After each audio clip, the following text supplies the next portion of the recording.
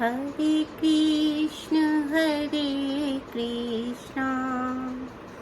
कृष्ण कृष्ण हरे हरे, हरे राम राम राम हरे हरे। हरे कृष्णा सभी भक्तों को मेरा दंडवत प्रणाम। आज हम भगवत गीता जी के दूसरे अध्याय के 51 नंबर श्लोक पर चर्चा करेंगे।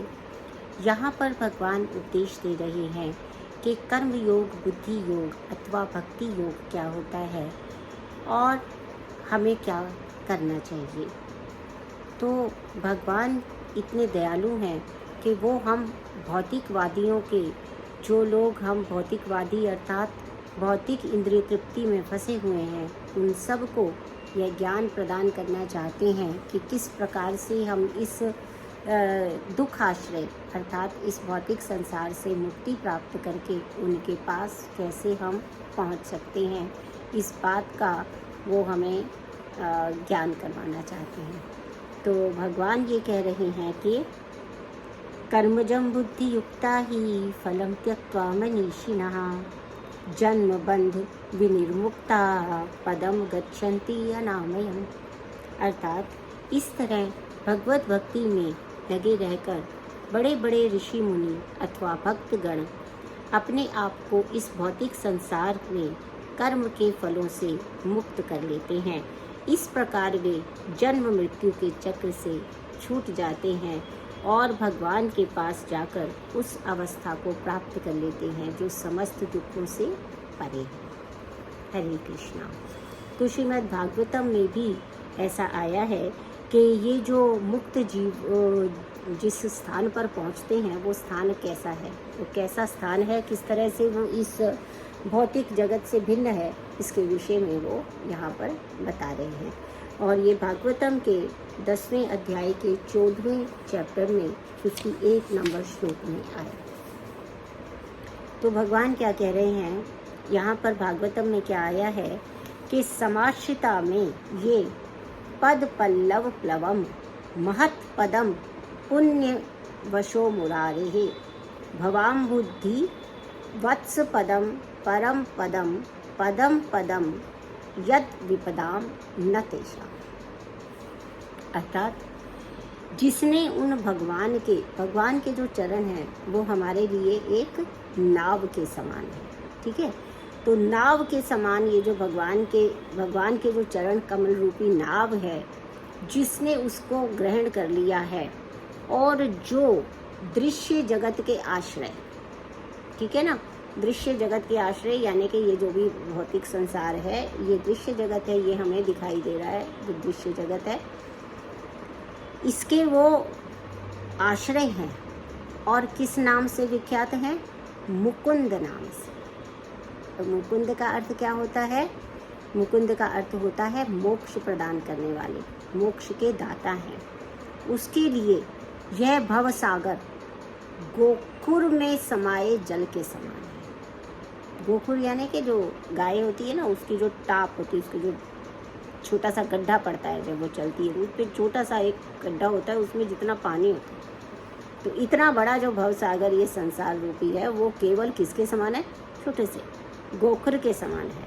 उसका लक्ष्य क्या है? परम पद। जाना कहाँ है? परम पद।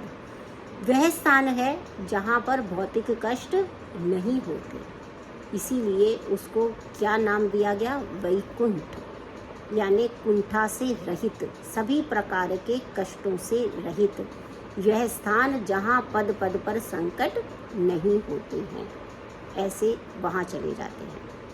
तो सब मेन बात क्या है यहाँ पर भगवान जो है, प्रभु शीलपाद भी अपने तात्पर्य में बता रहे हैं कि अज्ञानवश मनुष्य जो है वो ये नहीं समझ पाता कि तो सारा संसार ही दुखमय है।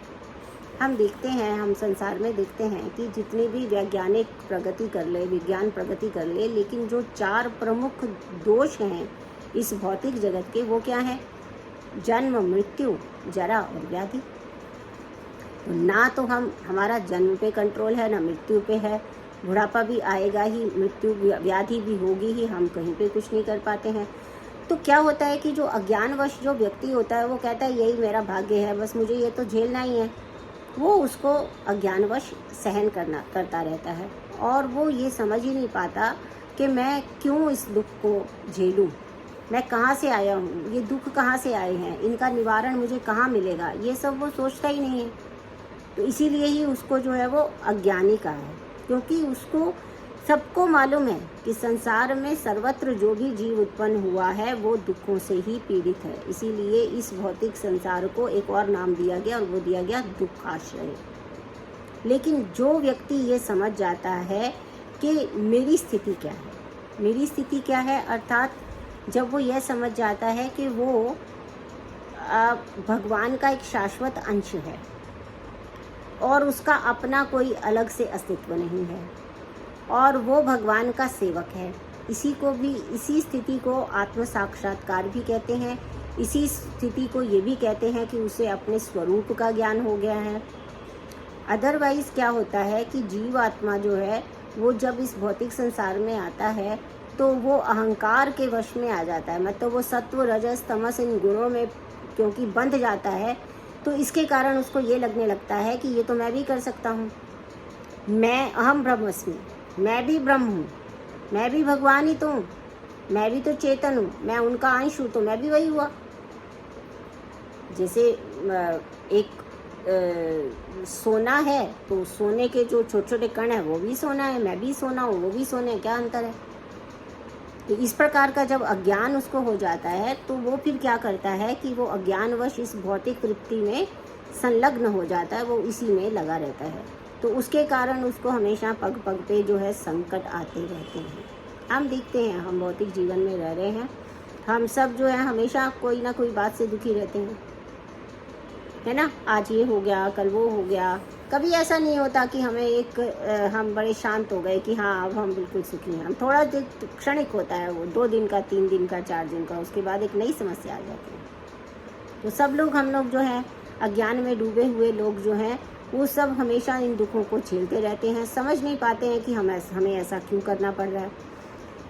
तो क्या होता है कि वो जब लेकिन कोई व्यक्ति अपनी स्थिति को समझ लेता है तो वो वैकुंठ जाने का अधिकारी बन जाता है और उसका जब ये भ्रम दूर हो जाता है कि वो भगवान और वो एक समान नहीं है, बल्कि ये तो उसका ऐसा है कि जैसे कोई व्यक्ति अंधकार में रह रहा हो। अज्ञान का जो पर्याय है वो अंधकार भी है, तो अंधकार में नहीं रह रहा, लेकिन अगर वो अपनी इस अलौकिक स्थिति को जान जाता है कि वो इस लोक से परे उस भगवान का शाश्वत अंश है, तभी वो अपने आप को इन भौतिक कष्टों से दूर कर सकता है। कि अदरवाइज क्या होता है कि वो जन्म मृत्यु के फेर में पड़ा रहता है, बार बार जन्म लेता है और बार बार वो मृत्यु को प्राप्त होता है। लेकिन अगर वो भगवान को ही ये समझ लेता है कि वो भगवान का सेवक मात्र है और उसका और कोई अस्तित्व नहीं है, तो फिर वो उन्हीं की सेवा में लगा रहता है और वैकुंठ जाता है। तो ये कौन सा कर्म होता है, जब प्रत्येक कर्म जो जीव है वो किसी भी कर्म में जो है वो नहीं फंसता, वो सारे के सारे कर्मों को क्या मान रहा है कि ये सारे कर्म मुझे क्या है, भगवान कृष्ण की सेवा कर रहा हूँ, मैं अपनी तरफ से कोई कर्म नहीं कर रहा, मैं करता भी नहीं हूँ इसलिए मैं भोगता भी नहीं हूँ। तो जितने भी सकाम कर्म हैं हमारे, हम हमेशा चाहते हैं, हम वैदिक अनुष्ठानों का पालन करते हैं, कभी पुत्र चाहिए, कभी संपत्ति चाहिए, कभी पद चाहिए, कभी क्या क्या नहीं चाहिए। तो हम जो है सदैव जो है सकाम कर्मों में लगे रहते हैं कि अगर मैं ये काम करूँगा, यहाँ तक कि यदि हम कोई दान भी देते हैं तो हम ये सोच के देते हैं कि ये दान दूंगा तो इससे मुझे पुण्य मिलेगा तो फिर मुझे ये प्राप्त होगा, है ना। तो मैं अगर ये करूंगा तो मुझे ये प्राप्त होगा। लेकिन ये सारी चीज़ें जो हम कर रहे हैं वो भी भौतिकता में कर रहे हैं और जो प्राप्त करने की इच्छा कर रहे हैं वो भी भौतिकता में ही कर रहे हैं। लेकिन हम ये भूल रहे हैं, इसमें अज्ञानी जो जीवात्मा है वो ये भूल जाता है कि ये जो प्राप्त हो रहा है, जो भौतिक जीवन में हमें प्राप्त हो रहा है, वो वस्तु भी वैसे ही नश्वर है जैसे ये शरीर नश्वर है। तो वो यहाँ रहने वाली नहीं है। भौतिक में जो भी जातस्य ही ध्रुवो मृत्यु, जो भी पैदा हुआ है उसको नाश होना अनिवार्य है। ये बात जब वो भूल जाता है तो वो उन्हीं छोटे छोटे क्षणिक सुखों के पीछे भागता रहता है और वो क्षणिक सुख के मिलने से ही खुश हो जाता है कि हाँ मैं बहुत खुश हो गया।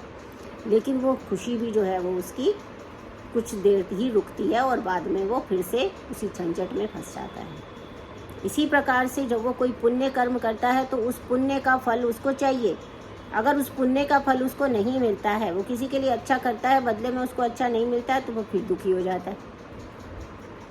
तो इस सब से बचने का उपाय ये है कि हम जो भी कर्म करेंगे मान के करें कि हम भगवान के शाश्वत सेवक हैं और हम शरीर नहीं आत्मा हैं, भगवान के सेवा में ही सारे कर्म कर रहे हैं, इसीलिए हमारे सारे कर्म जो हैं वो भगवान को समर्पित हैं और उसका फल भी भगवान को समर्पित है।